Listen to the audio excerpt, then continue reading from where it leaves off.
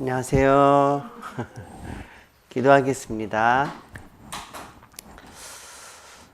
우리를 사랑하시는 고마우신 하나님, 주님의 보혈로 우리의 죄를 영원히 용서해 주시고 천국의 소망을 주신 것 감사합니다.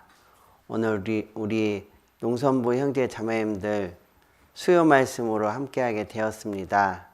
우리에게 합당한 말씀을 깨달을 수 있도록 도와주시고 더욱더 말씀을 통해서 하나님의 뜻을 밝히 알고 순종할 수 있는 힘과 용기도 더해 주시기를 원합니다. 더욱더 우리 형제 자매님들 늘 하나님의 은혜와 사랑으로 보살펴 주시고 때를 따라서 먹을 것과 입을 것을 허락해 주시고 또 필요한 하나님의 은총을 더해 주셔서 이 세상에서 하나님을 의지하며 더욱 힘있게 살아갈 수 있도록 도와주시기를 원합니다. 오늘 함께 배우는 말씀을 통해서 더욱더 하나님을 알아가고 하나님의 말씀에 또 믿음을 더할 수 있도록 도와주시옵소서. 말씀의 모든 시종을 하나님의 선하신 손길에 의지하면서 예수님 이름으로 기도했습니다. 아멘. 정면에 화면 안 나와요. 네, 화면 제가 블랙으로 해놔가지고 안 나옵니다. 오늘 우리 수요 말씀 제목은요, 그리스도인의 고난에 대해서 생각을 해보려고 합니다. 시편 119편 71절에 다윗이 기록한 내용인데요. 고난 당한 것이 내게 유익이라. 이로 인하여 내가 주의 율례를 배우게 되었나이다. 자, 다윗은 성령의 감동을 입어서 이렇게 기록을 했습니다. 고난 자체는 힘들지만 그 고난을 잘 극복하면 그것이 내게 유익이 된다는 거죠. 그리고 어떤 유익이 있느냐? 그 고난을 통해서 하나님의 법을 배우게 된다고 설명하고 있습니다. 우리는 구원을 받았지만 우리 속에는 아직 죄성이라는 것이 있습니다. 우리가 구원을 받을 때 하나님의 뜻대로 살고자 하는 성령의 소욕도 있지만 사실은 여전히 우리가 주님을 만나는 그 날까지 본능대로 살아가고자 하는 육신이 있다는 거죠. 그래서 사실은 우리 스스로 분발해서 하나님을 잡는 것은 쉽지 않습니다. 그래서 하나님은 구원받은 성도를 더욱 훈련시키고 그리고 하나님의 합당한 인격을 만들기 위해서 우리에게 고난을 허락하는 겁니다. 사람은 환경이 주어지지 않으면 스스로 무언가를 바꾸는 것은 쉽지 않습니다. 하지만 우리는 환경 속에서 인내라는 것을 배우고 또 하나님을 의지하는 법을 더욱 배운다는 거죠. 그래서 사실은 구원받지 않은 사람들에게도 하나님은 많은 고난을 주십니다.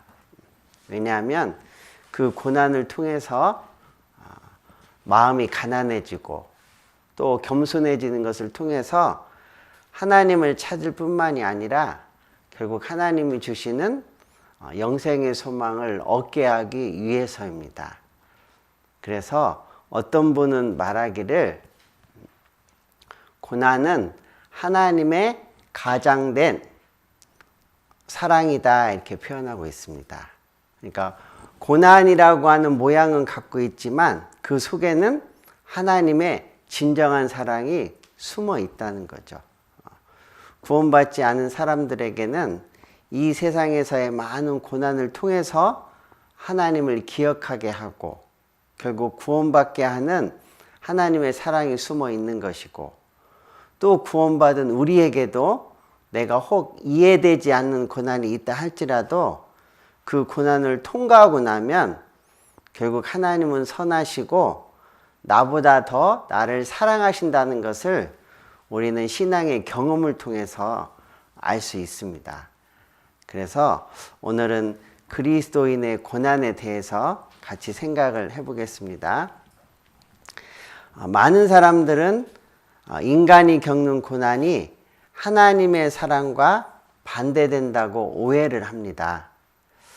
그러나 성경은 고난이 그리스도인에게 오히려 여러 가지로 유익하다고 가르치고 있습니다.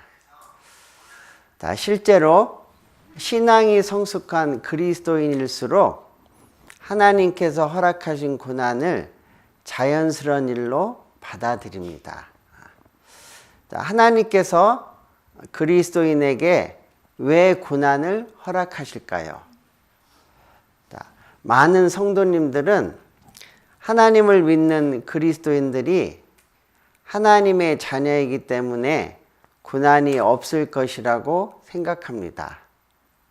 혹 구원을 받은 성도님들이 이제 내가 하나님의 자녀가 되었기 때문에 나에게는 이 세상을 살아가면서 아무런 어려움이 없을 거다, 이렇게 섣불리 생각하는 경우도 있다는 거죠.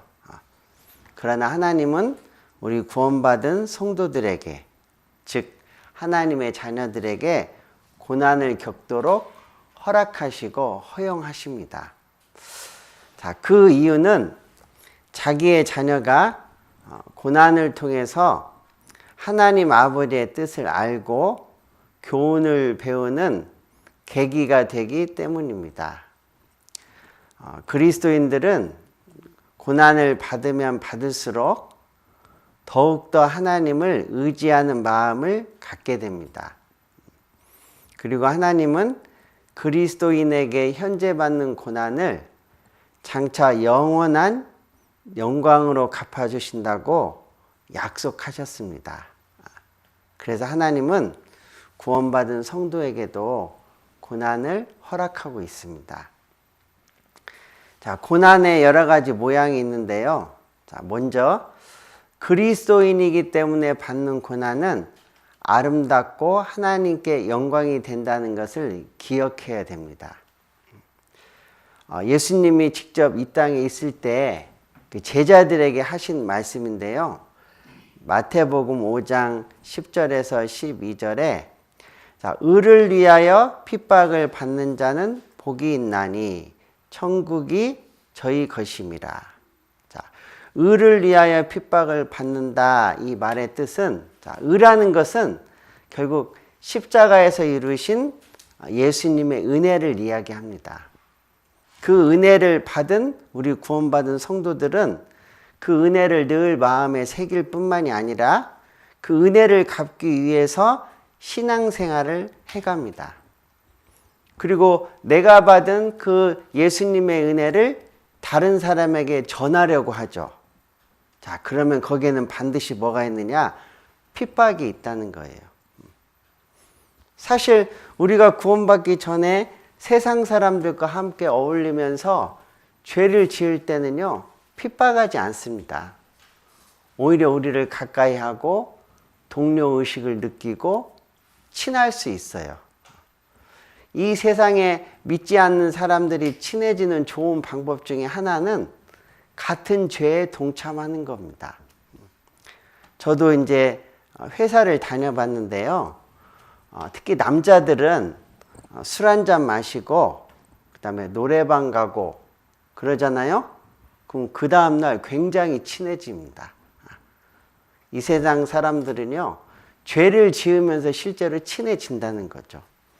죄송하지만 여자들도 마찬가지예요. 여자들도 다른 사람의 흉을 보고 흔히 말하는 뒷담화를 하면 갑자기 친해집니다.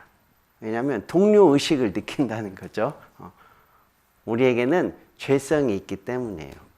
자, 그런데 어느 날 한 사람이 예수님을 믿고 구원을 받았습니다. 그리고 그런 죄에 참여하지 않아요.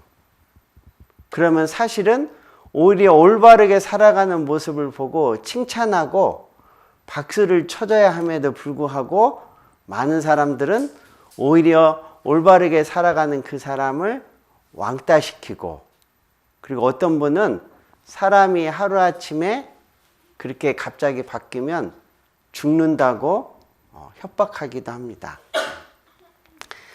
제가 그 구원받기 전에요. 저는 이제 술은 거의 잘 못 마셨습니다. 아버지를 닮아서 술은 거의 못 마셨는데 이 담배를 폈어요. 담배. 그래서 제 주위에 있는 가족들도 그렇고 특히 직장 동료들이 저한테 담배 끊으라고, 왜냐면 건강에 안 좋으니까. 그래서 끊으라고 막 그랬거든요. 자, 그런데 제가 이제 구원을 받고 나서요, 얼마 안 돼서 실제 담배가 끊어졌어요. 그리고 옛날에 그렇게 맛있던 담배 맛이 이제 없어진 겁니다. 그래서 어느 날 저도 모르게 담배가 끊어졌더라고요. 그러면 제 주위에 있던 동료들이 그 전에 틀림없이 저한테 담배 끊으라고 권했잖아요. 그러면 실제 담배를 끊었으면 잘했다고 박수를 쳐줘야 되는데, 제가 구원을 받고 담배를 끊으니까 실제 그 사람들이 저한테 뭐라고 했느냐, 사람 버렸다고 이렇게 평가를 합니다. 구원받지 않은 사람들에게는 술을 끊어야 된다 그러고 담배를 끊어야 된다고 말하면서, 구원받은 사람이 실제 술을 끊고 담배를 끊으면 칭찬하는 것이 아니라 비웃는다는 거죠. 자, 그런 일은 구원받은 성도들의 삶 속에 반드시 일어난다는 거예요. 그래서 의를 위하여 핍박을 받는 자는 복이 있고 천국이 저희 것임이라. 자, 그 말은 의를 위해서 핍박받으면 천국 간다, 그런 뜻이 아니라 천국을 소유한 사람이라고 하는 증거다, 그런 뜻입니다. 그래서 구원받은 우리 성도님들은요, 주님을 증거하고 그리고 주님을 위해서 살다 보면 어느 곳에 가든지 반드시 핍박을 받게 돼 있습니다. 자, 그것이 우리가 하나님의 아들이고 천국을 소유한 사람들이라고 하는 증거가 된다는 거죠. 자, 그리고 나를 인하여 너희를 욕하고 핍박하고 거짓으로 너희를 거스려 모든 악한 말을 할 때에는 너희에게 복이 있다, 그랬습니다. 그래서 우리 성도님들도요, 혹 구원받은 것 때문에 핍박을 당하고 오해를 당하고 혹은 따돌림을 당할 때 슬퍼하거나 혹은 신세 타령을 하는 것은 옳지 않습니다. 자, 우리는 그때마다 나에게 복이 있구나, 이렇게 생각해야 됩니다. 원래 복이 없는데 복이 있는 것처럼 생각하는 것이 아니라 실제 하나님이 복이 있다고 약속을 해주신 겁니다. 그래서 우리가 교회를 다니는 것 때문에 혹은 구원받았기 때문에 혹은 하나님의 뜻대로 신앙생활을 하기 때문에 핍박을 받고 욕을 먹고 오해를 당한다면 그것 때문에 낭망하거나 슬퍼할 것이 아니라 실제 기뻐해야 된다는 거죠. 그래서 예수님은요, 제자들에게 기뻐하고 즐거워하라, 하늘에서 너희의 상이 크다, 이렇게 말씀하셨습니다. 다른 성경에 보면 기뻐하고 즐거워하라 이 구절을요, 뛰놀고 춤추라, 이렇게 설명하고 있습니다. 실제 우리는 하나님의 의를 위해서 살아가면서 어려움이 생길 때마다 마음속으로는 기뻐하고 그리고 뛰놀고 춤출 줄 알아야 돼요. 왜냐하면 하나님이 상을 약속했기 때문입니다. 자, 그리고 우리에게 큰 위로가 되는 말씀이 있습니다. 너희 전에 있던 선지자들을 이같이 핍박하였느니라. 구원받은 나만 핍박받은 것이 아니라 지금까지 역사 가운데 구원받았던 모든 믿음의 선진들은 다 핍박을 받았다는 거죠. 그래서 기독교 역사상 이 믿음을 지키기 위해서 순교한 사람들이요, 6천만 명 내지 그 이상이라고 이야기를 합니다. 자, 그렇다면 우리들도 하나님을 믿고 신앙생활하는 가운데 핍박받을 때 낭망하거나 슬퍼하지 말고 기뻐해야 된다, 그런 뜻입니다. 자, 그래서 우리가 그리스도인이기 때문에 받는 고난은 틀림없이 하나님 앞에 아름다운 것이고, 그리고 하나님께 영광이 된다는 것을 우리는 기억할 필요가 있습니다. 자, 베드로전서에 있는 말씀인데요. 애매히 고난을 받아도 하나님을 생각함으로 슬픔을 참으면 이는 아름답다 그랬습니다. 실제 구원받은 성도들은요, 이 세상을 살아갈 때 많은 애매한 고난을 당합니다. 왜 그러느냐? 성경에 보면 그리스도인들에게 이 세상은 타국이기 때문이에요. 이 세상은 구원받은 성도들을 외국인으로 생각합니다. 자, 우리나라에도 특히 우리 인천에는요, 많은 외국인들이 있어요. 그런데 외국인들이 우리나라에서 이제 대부분 일하러 오시거든요.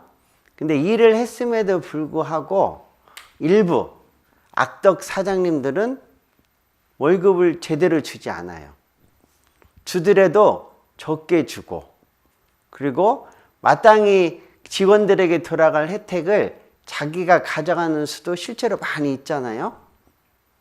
그리고 한국 내에서요, 외국인이기 때문에 받는 서러움이 굉장히 많습니다. 어떤 분들은 피부색이 달라서 이렇게 놀리기도 하고, 저 어렸을 때도요, 그 한국 여성분이 그 미국인하고 이렇게 결혼을 했습니다. 근데 그 아이가 이제 엄마 아빠를 닮다 보니까 우리 한국 사람하고 이렇게 그 피부색도 다르고 그 머리털 모양도 다르잖아요. 얼마나 왕따 당했는지 몰라요.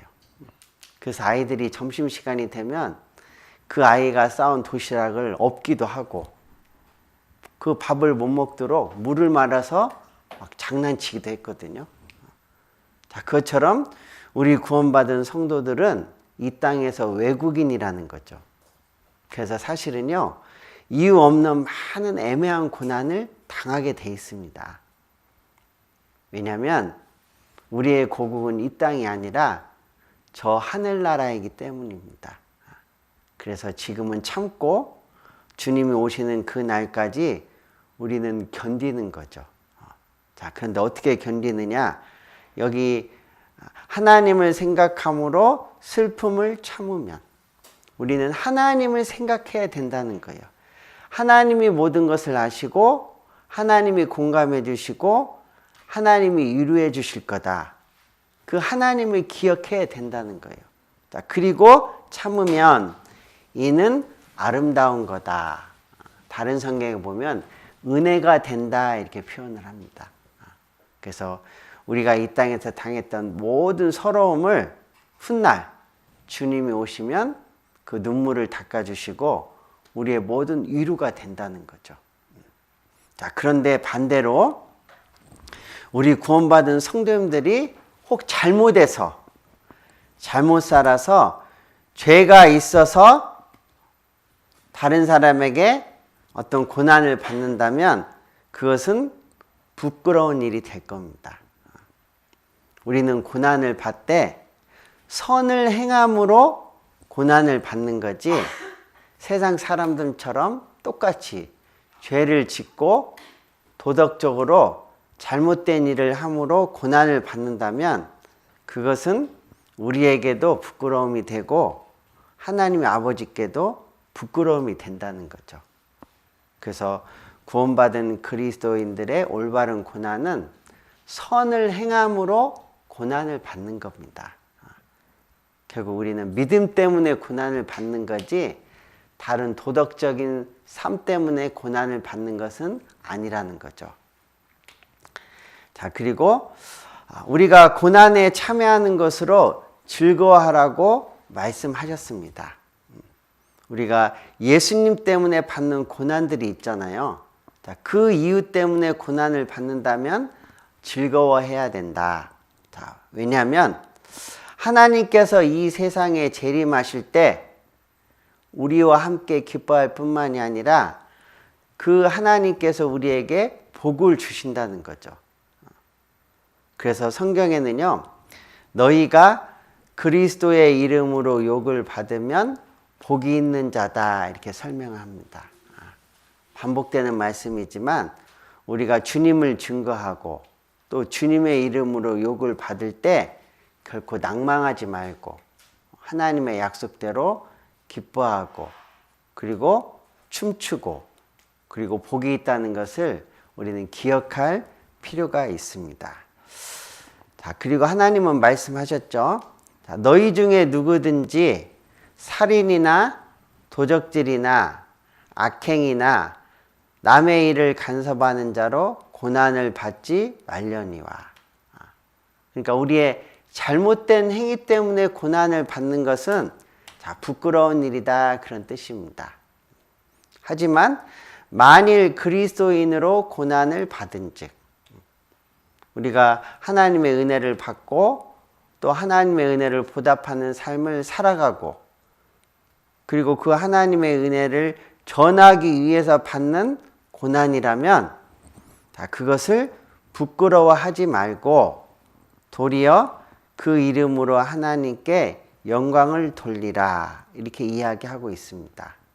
그래서 분명한 것은 구원받은 그리스도인들은 그리스도인이기 때문에 받는 고난이 있습니다.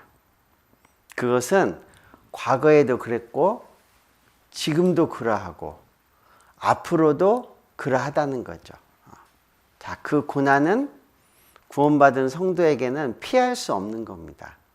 하지만 그런 고난이 있을 때 낭망하거나 슬퍼하지 말고 정말 하나님이 모든 것을 알고 갚아주신다는 것을 기억하고 기뻐하고 그리고 그 하나님께 영광을 돌려야 된다 이렇게 우리에게 권하고 있는 겁니다. 자, 우리 구원받은 성도들이요, 고난을 통해서 얻는 유익이 있습니다.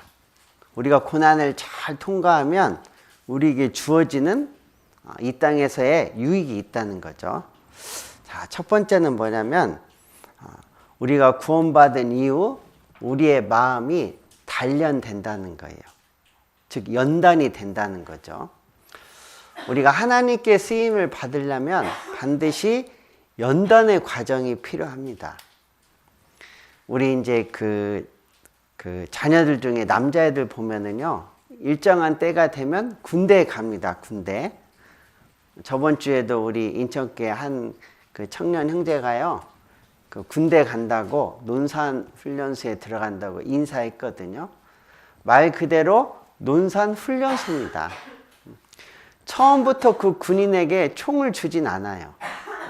진짜 적과 싸워서 이기려면 먼저는 싸우는 법도 배워야 되고 그리고 총을 다루는 법도 배워야 되고 그리고 군인의 자세도 배워야 되는 겁니다.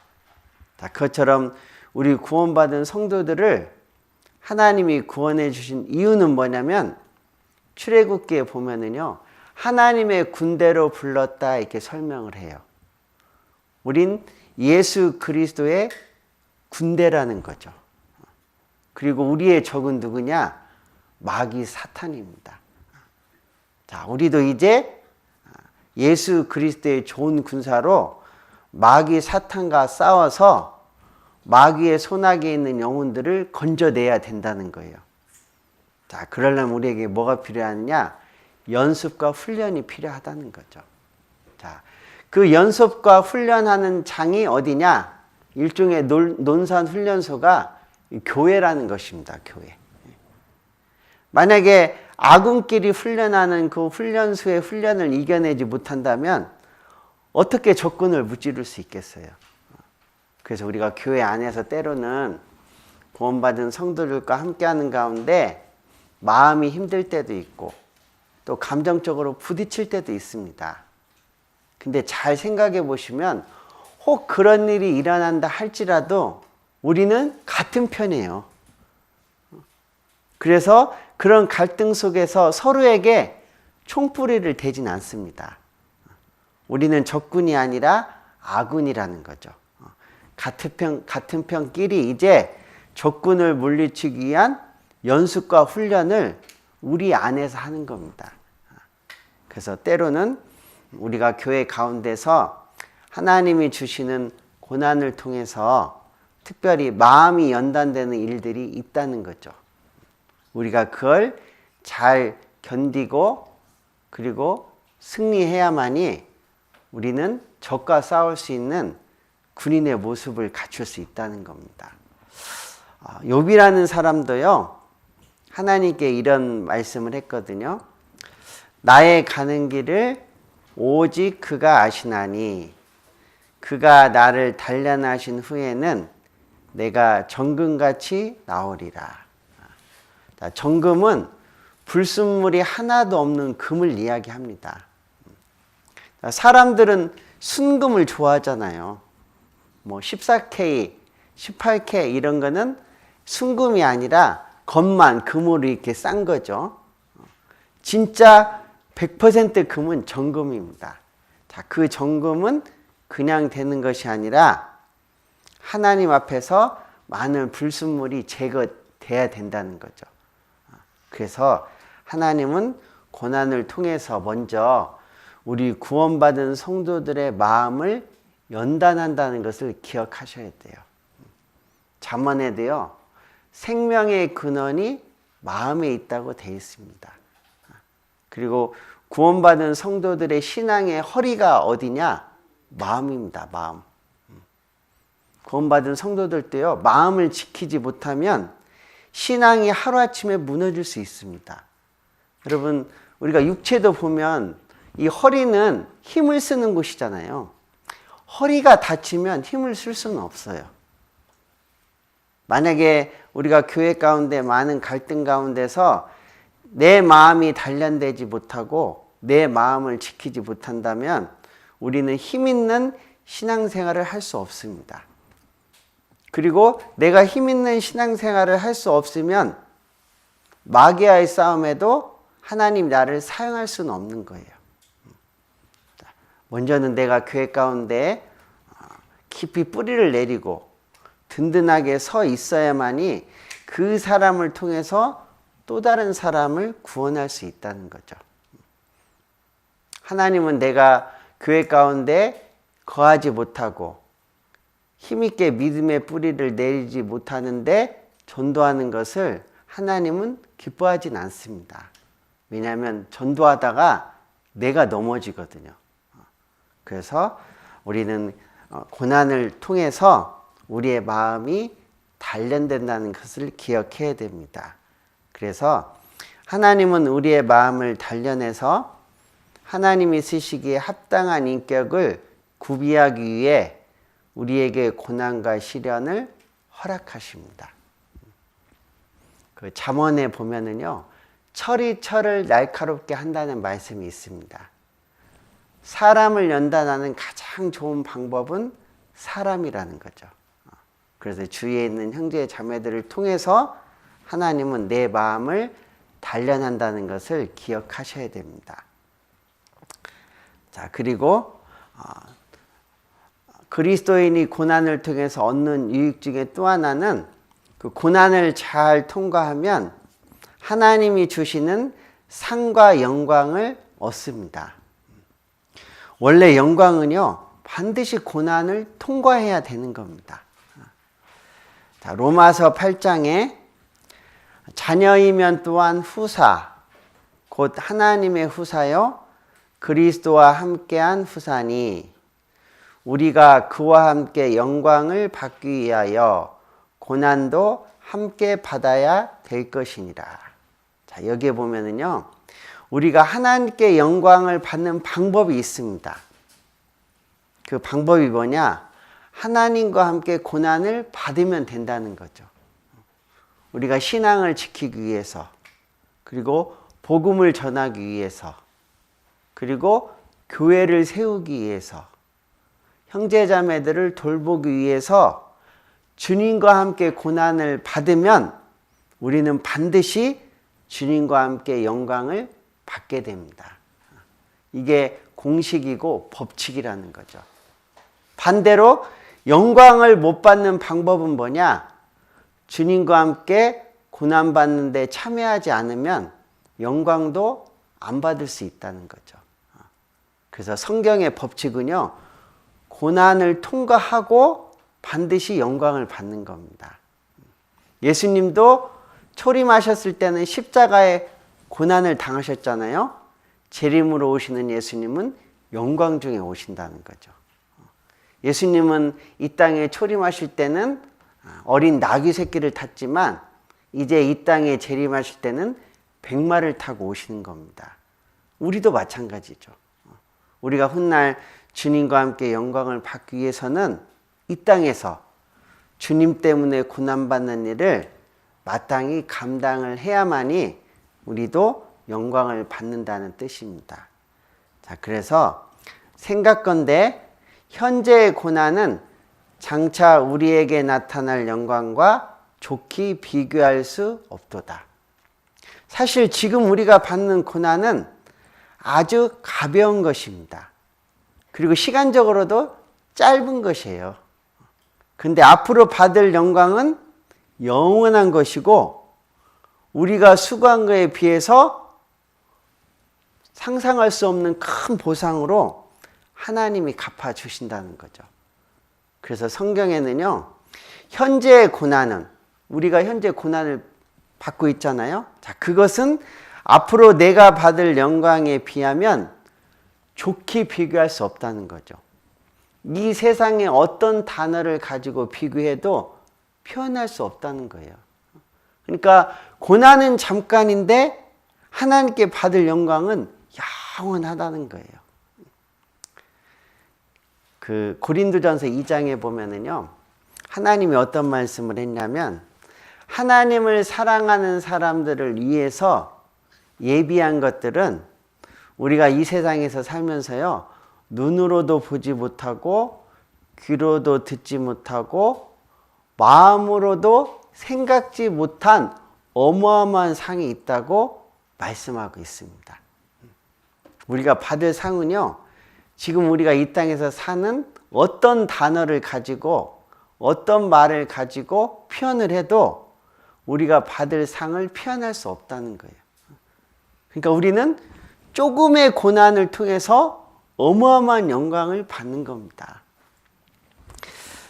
제가 과거에 이제 이 지역에 살 때요, 이제 우리 애들을 데리고 여기 이제 그 어디죠? 용인에 가면 에버랜드라는 데가 있습니다. 에버랜드. 아마 아실 거예요, 에버랜드.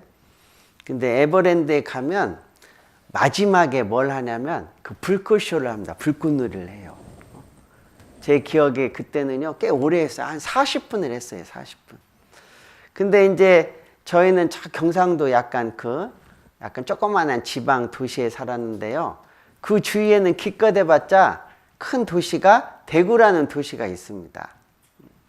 근데 이제 여름방학 때 이 아이들이 여기 용인 에버랜드에 와가지고요, 평생 지금까지 그 아이들이 살면서 인생 가운데 그런 화려한 쇼를 처음 본 거예요.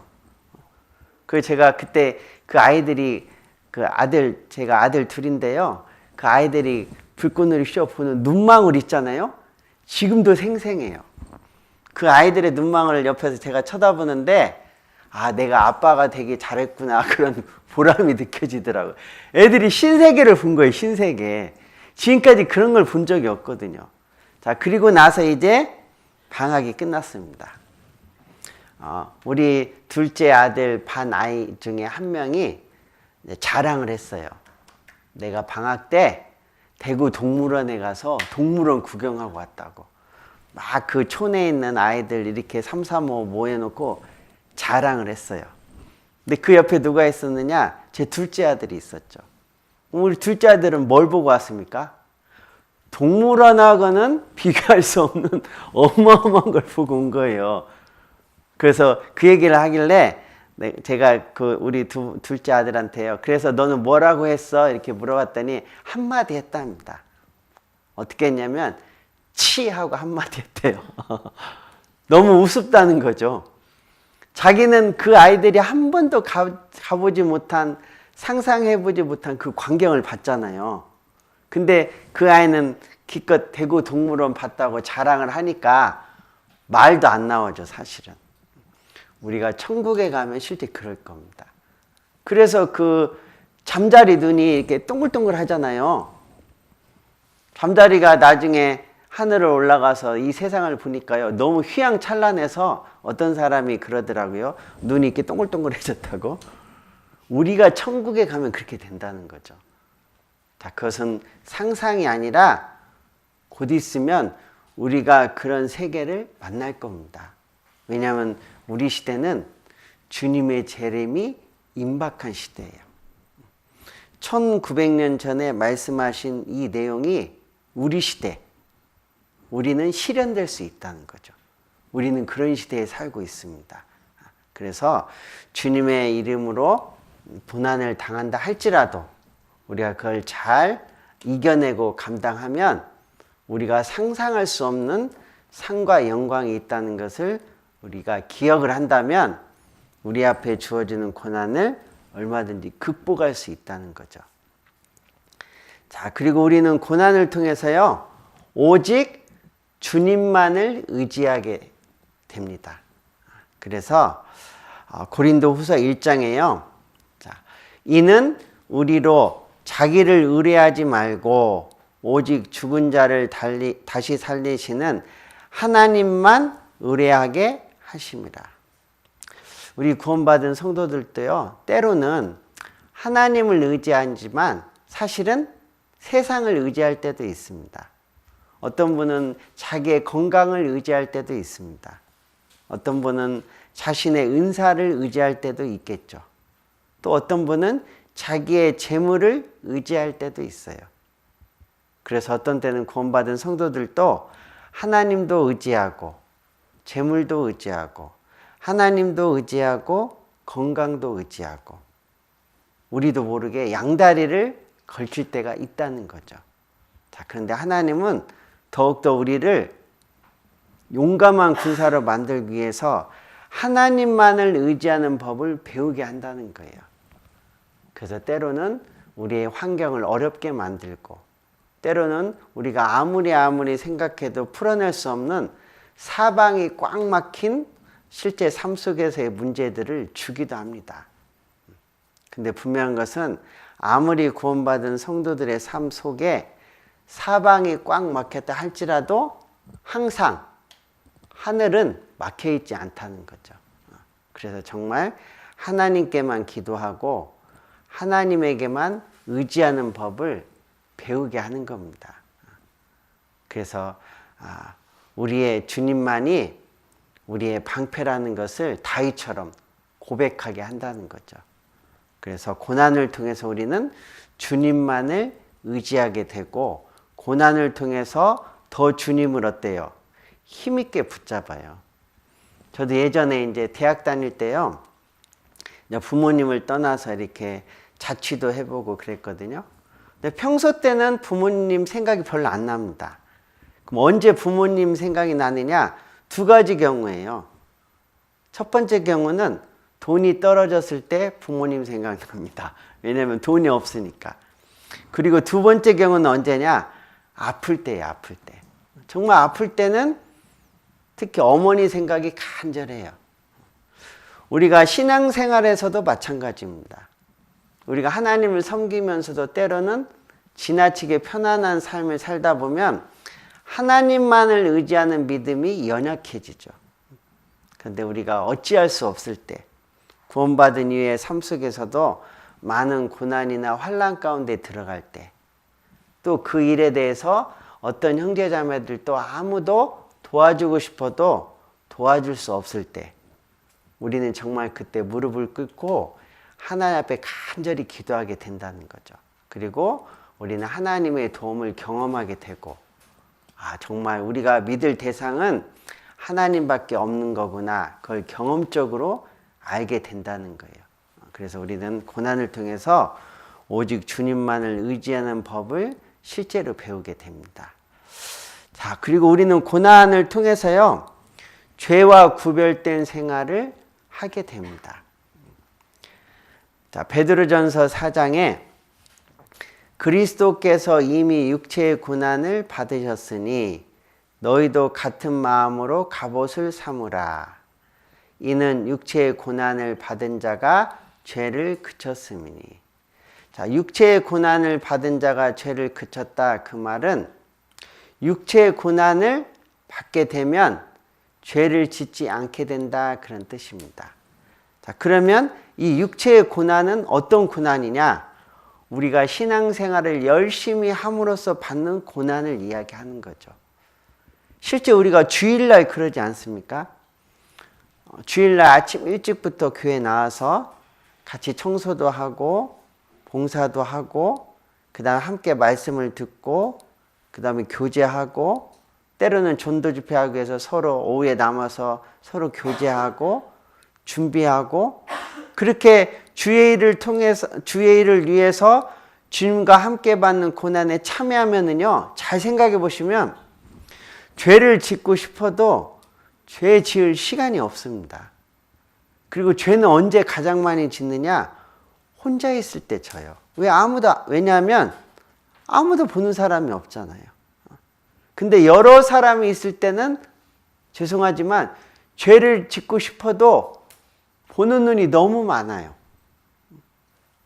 저도 예전에 이제 수가 많지 않은 그 교회에 있을 때는요, 밖에 나갈 때도 죄송하지만 때로는 이렇게 추리닝도 있고 이렇게 나가거든요. 근데 제가 작년에 여기 이사 왔는데 인천교회당 옆에 이제 우리 전도인들이 사는 사택이 있습니다. 근데 여기 와서는 추리닝을 입고 못 나가겠어요. 왜냐면 우리 성도들이 이 주위에 너무 많으니까 언제 누구를 만날지를 몰라요. 물론 뭐 추리닝을 입었다고 해서 뭐라고 하는 분은 없지만 그래도 내 자신이 뭔가 성도님을 만나면 좀 그래도 이렇게 좀 반듯한 모습을 보여주고 싶잖아요. 자, 그러다 보니까 어떤 변화가 일어나느냐? 내가 옷을 입는다든지 그 다음에 밖에 나갈 때 내 용모를 가꾸는 것이 점점 더 어떻게 해서요? 깨끗해집니다, 실제로. 그리고 언제 어디서 이렇게 우리 형제자매님들 만날지 모르는데 지나가다가도 제가 휴지를 함부로 버리겠어요? 침을 아무데나 퇴퇴하고 받겠어요? 그렇게 안 되는 거거든요. 그러니까 혹 제가 연약해서 죄를 지을 수는 있지만 그런 환경에 처하면 죄가 그쳐지는 거예요. 우리가 형제자매들과 함께 계속 시간을 보내잖아요. 그러면 실제로요, 죄를 하나도 짓지 않고 살 수 있습니다. 죄를 지을 겨를이 없고 여유가 없는 거예요. 그래서 육체의 고난을 받은 자가 죄를 그쳤다. 우리가 주님을 섬기고 주님과 함께 복음 때문에 고난을 받을 때 우리는 실제로요, 죄로부터 멀어집니다. 그리고 죄 지을 시간도 없고 죄를 지을 이유도 없어요.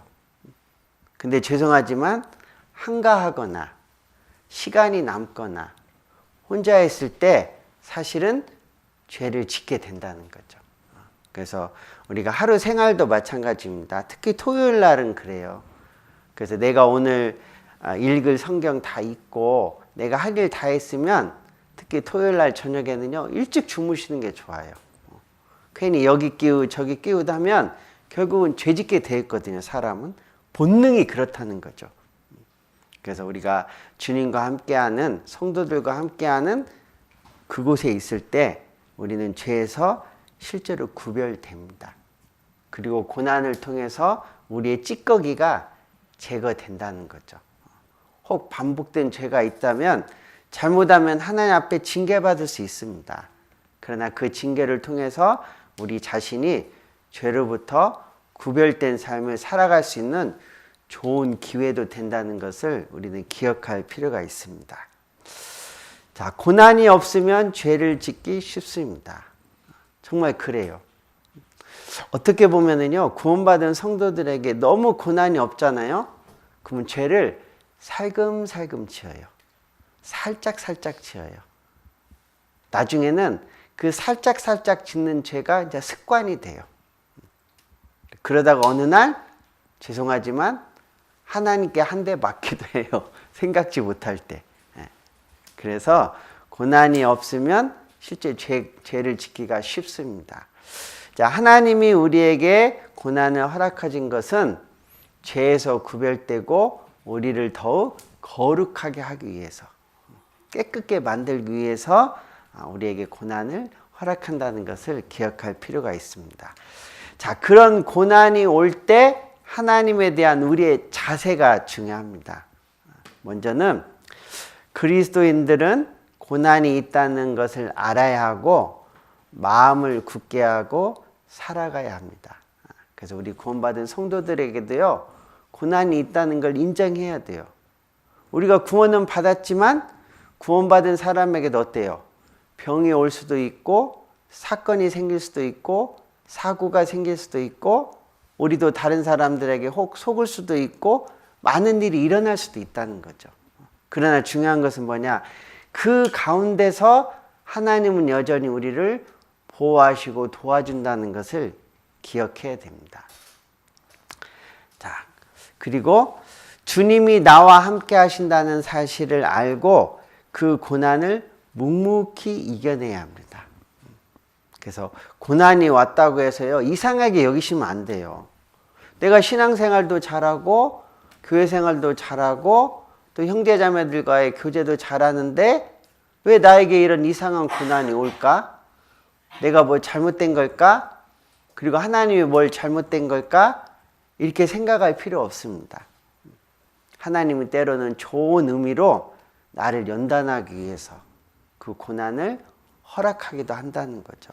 그리고 그 가운데 주님은 나와 함께 계신다는 것을 기억하셔야 돼요. 여러분, 하나님은 우리에게 고난을 허락하시고 고난 자체를 없애진 않아요. 많은 분들은 고난이 왔을 때 하나님 이 고난을 없애주세요 이렇게 기도는 하겠지만 실제 기도를 해보면 그 고난 자체를 없애진 않아요. 왜냐하면 반드시 우리가 통과를 해야 되거든요. 그러면 하나님은 우리를 어떻게 도와주시느냐? 고난을 없애주는 것이 아니라 그 고난을 극복할 수 있는 힘과 용기와 말씀과 형제 자매를 붙여줍니다. 그래서 그 장애물을 넘어가게 만들어요. 그래야 강해지거든요.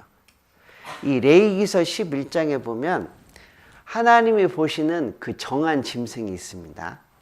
그 정한 짐승 중에 하나가 뭐냐면 네 발이 있는데 이렇게 뛰어가는 짐승은 정하다 그래요. 기어가는 것은 정하지 않아요. 뛴다는 건 뭐냐면 구원받은 성도들에게 어떤 고난이 온다 할지라도 그 고난을 넘어가는 거예요. 극복하는 겁니다.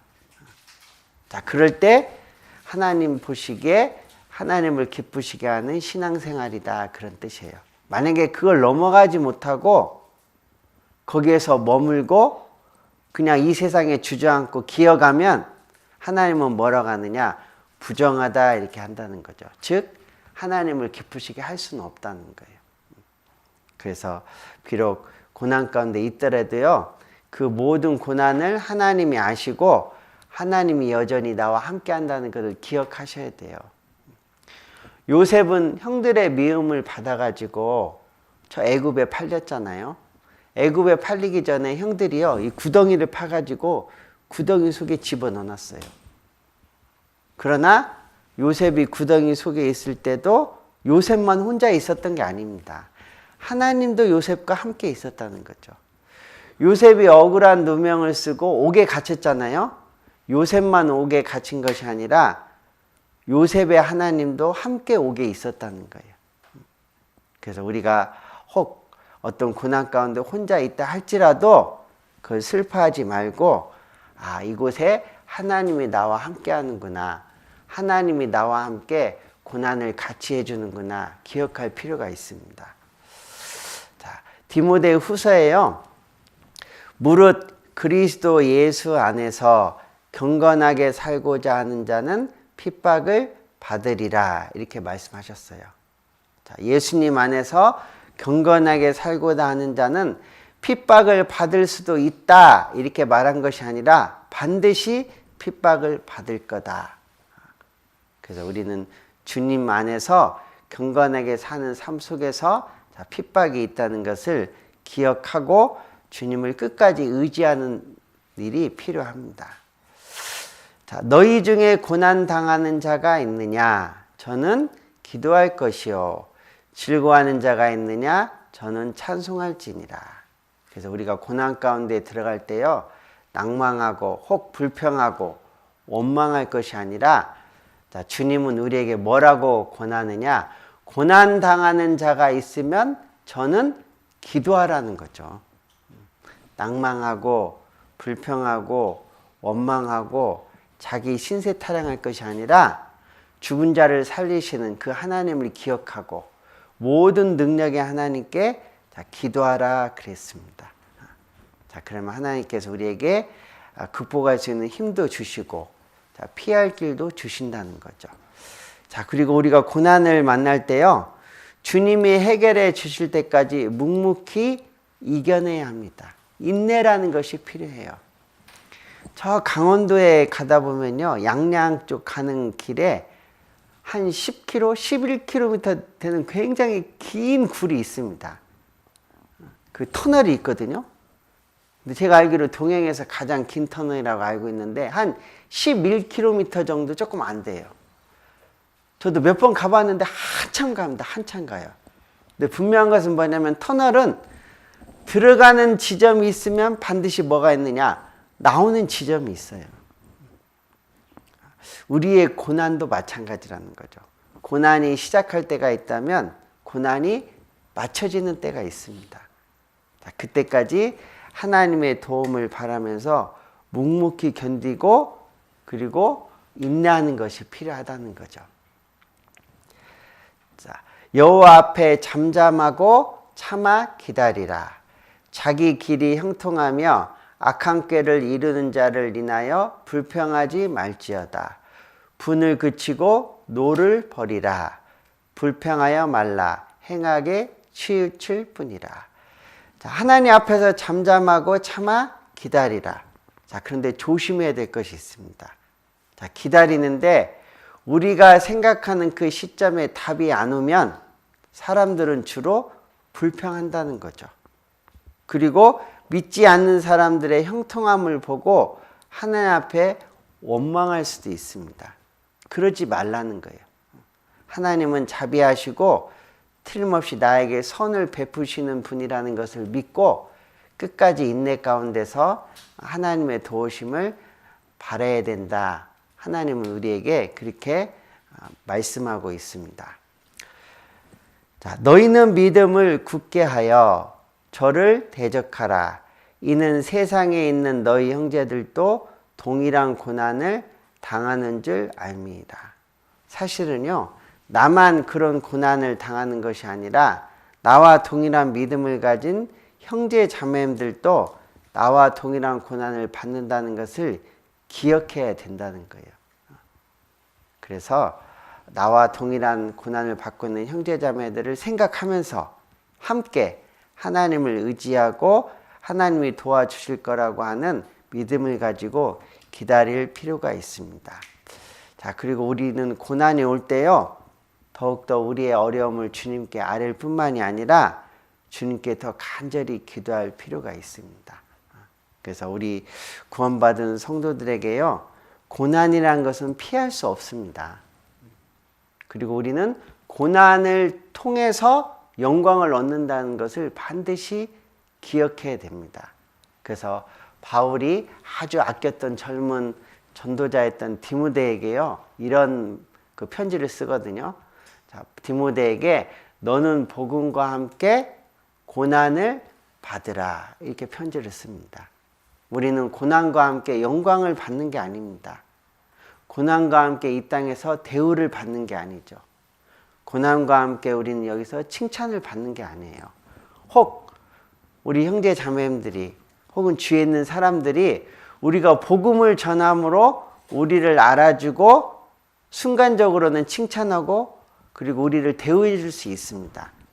그러나 전체적인 그리스도인의 삶은 복음과 함께 칭찬을 받고 복음과 함께 대우를 받고 복음과 함께 명예를 얻는 것이 아니라 복음과 함께 고난을 받는다는 거죠.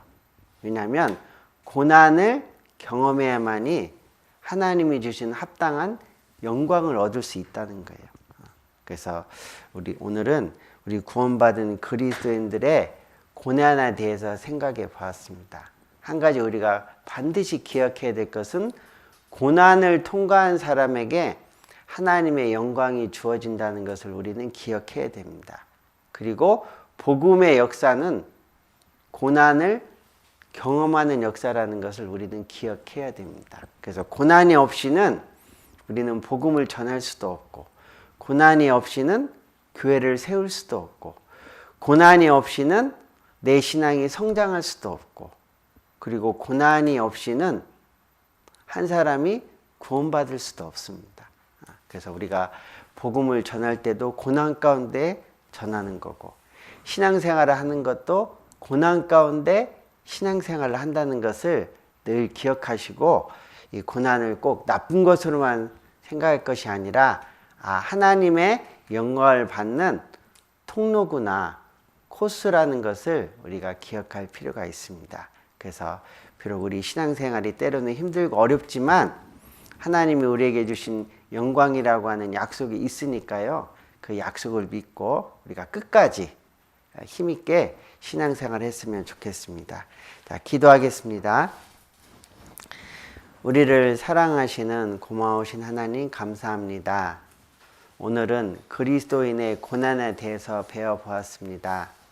하나님은 자비하시고 사랑이시지만 우리의 유익과 우리의 신앙과 우리의 영광을 위해서 그 고난을 허락하신다는 것을 오늘 배웠습니다.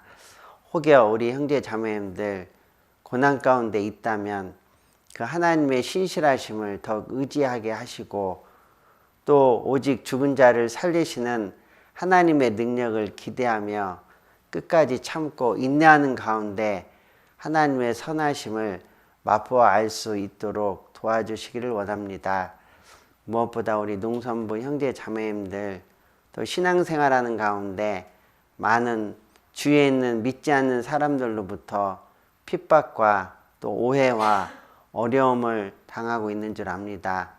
그 가운데서도 하나님을 의지하고 또 모든 것을 아시는 하나님을 늘 마음속에 새기면서 또 하나님으로 피난처를 삼고 또 믿음의 경주를 잘할 수 있도록 도와주시기를 원합니다. 또 이를 위해서 함께 수고하는 우리 봉사하는 농성부 형제 자매님들에게 더욱더 힘과 용기를 더해 주시고 필요한 것들을 공급해 주셔서 또 이 일에 지치지 않고 감사함으로 행할 수 있도록 도와주시옵소서.